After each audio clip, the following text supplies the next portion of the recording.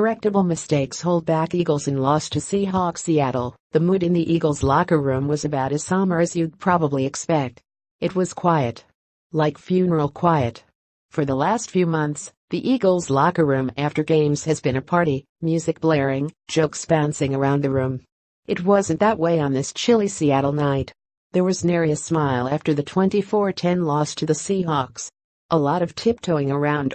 A lot of dejected faces. "We gotta let it go after tomorrow," said Brent Selleck, hanging his head as he sat by his locker stall. "Resetting, let's get after Los Angeles." For as somber as the mood was in the visitors' locker room at CenturyLink Field, there was also a strange sense of encouragement and perspective. Because while the mood was funeral-like on Sunday night, the Eagles are far from dead. Sure, it stung like hell to lose their first game in months, but the Eagles are still 10-2 with 4 games left. They still control their own destiny.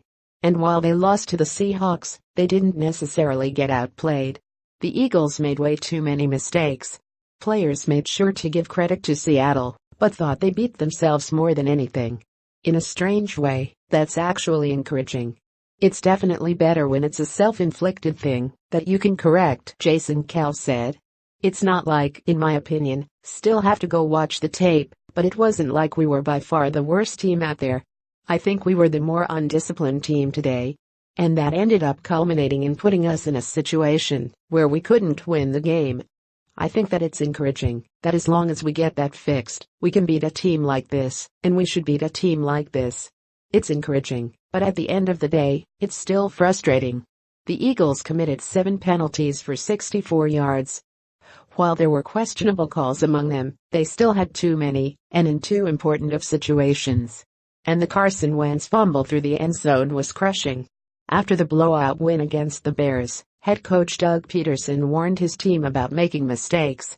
They were able to overcome their sloppiness against a much lesser opponent, but against a good team like the Seahawks, they couldn't afford it. "It's definitely frustrating when you don't play the way you expect to play," Torrey Smith said. "But it's one of those things. I'm glad it happened now and not later. For us, everything is still in front of us. You can learn from your mistakes." Cal said that before the game they were told that, when two comparable teams get together, the team that makes fewer mistakes normally wins. That team was the Seahawks on Sunday. Instead of a long flight back to Philly on Sunday night, the Eagles have a short flight to Southern California. They're going to be spending a week practicing at the Angel Stadium in Anaheim. While it will be different for the team to be out of its normal routine this week, several players are excited about the bonding opportunity. Chris Long said there's nothing better than spending a week with your buddies. "We'll be fine," Wentz said. "The guys in this locker room, we're all mature, we'll all respond just fine. We're all frustrated about this one, but we're not too worried. I think we'll be just fine." Maybe the Eagles will use this serving of humble pie as a whack-up call. They would have rather won every game on their way to a parade down Broad Street, but it was always really unlikely things were going to shake out that way.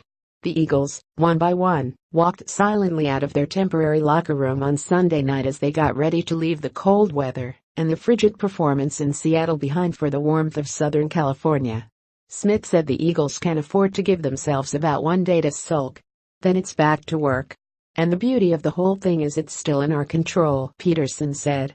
"Guys in that locker room are sick to their stomachs obviously for the loss, but at the same time we have a great opportunity again against another playoff caliber football team next weekend. We just have to regroup, learn from our mistakes, and get ready for another great game next week."